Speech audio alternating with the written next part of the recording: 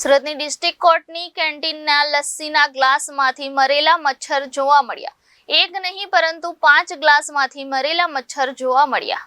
સુરતની ડિસ્ટ્રિક્ટ કોર્ટની કેન્ટીનમાં લસ્સીના ગ્લાસમાંથી મરેલા મચ્છર જોવા મળ્યા હતા. તે જોતા એડવોકેટ લલિતા સોસાએ તમામ લસ્સીના ગ્લાસ લઈ કેન્ટીનમાં જઈ બતાવ્યું હતું કે લસ્સીમાં મચ્છર છે.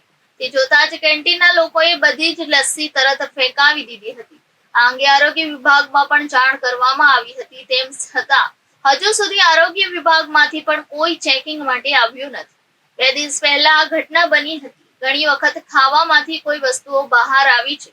આ તો કોર્ટની કેન્ટીનમાં લસ્સીમાંથી જ મરેલા મચ્છરો દેખાઈ આવ્યા છે, જે આરોગ્ય વિભાગે પણ જાગૃત થવાની જરૂર છે. કારણ કે કોર્ટમાં 8000 વકીલોના સ્વાસ્થ્ય સાથે ચેડા થઈ રહ્યા છે. નમસ્કાર, હું છું એડવોકેટ લલિતા સોસા અને અત્યારે સુરત ડિસ્ટ્રિક્ટ કોર્ટમાંથી આપની સમક્ષ વાત કરી રહી છું.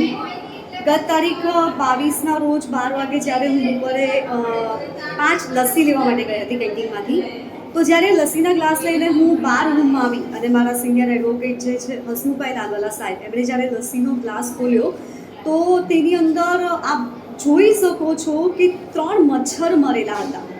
અને જ્યારે આ બધા જ લસ્સીના ગ્લાસ લઈને હું કોર્ટની કેન્ટીનમાં ગઈ તો કેન્ટીનવાળા જે ભાઈ હતા એમણે તરત જ બધી જ લસ્સી ડિસ્પોઝ કરાવી દીધી.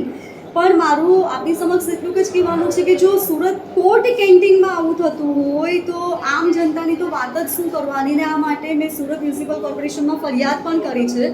પણ હજુ સુધી ફૂડ વિભાગવાળા અહીંયા ના તો ચેકિંગ કરવા માટે આવ્યા છે કે ના તો એમનો કોઈ કોલ મેસેજ આવ્યો છે કે કોઈ મતલબ રિસ્પોન્સ જ નથી. તો આના માટે શું કરવાનું આગળ? કેમ કે આ તો 8000 વકીલોના સ્વાસ્થ્ય સાથે ચેડા થઈ રહ્યા છે. તો આના માટે સૌ કોઈએ જાગૃત થવાની જરૂર છે.